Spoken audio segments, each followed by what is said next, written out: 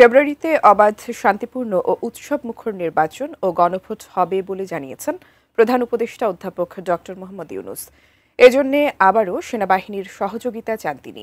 মিরপুর সেনানিবাসে এক অনুষ্ঠানে বেগম খালেদা জিয়ার সুস্থতা কামনা করেও দোয়া চেয়েছেন ডক্টর ইউনূস।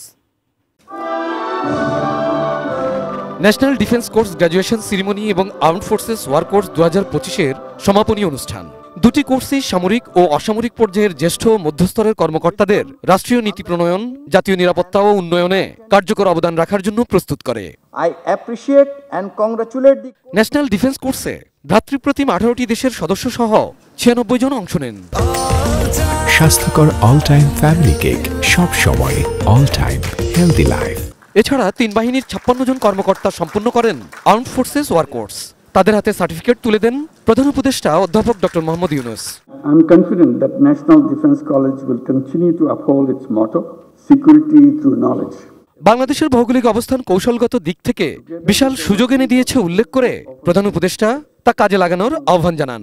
তিনি বলেন, জাতীয় নিরাপত্তা, বৈশ্বিক সন্ত্রাসবাদ মোকাবেলায় এ ধরনের কোর্সের মাধ্যমে অর্জিত জ্ঞান তারা কাজে লাগাতে পারবেন। বাংলাদেশের যুগোপযোগী উন্নয়ন ও জাতীয় স্বার্থ রক্ষায় কোর্স সম্পন্নকারী সদস্যদের তাগিদ দেন অধ্যাপক ইউনূস।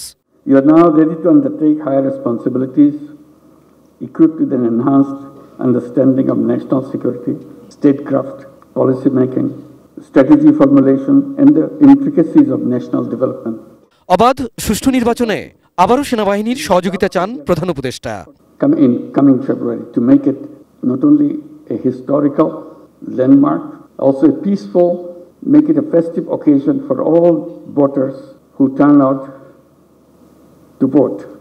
সাবেক 3 বারের প্রধানমন্ত্রী বেগম খালেদা জিয়ার রোগ মুক্তি কামনা করে দেশবাসীর কাছে দোয়া চেয়েছেন তিনি।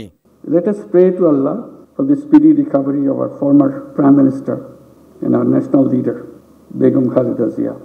Abul Kalam Azad, ATN news, Dhaka.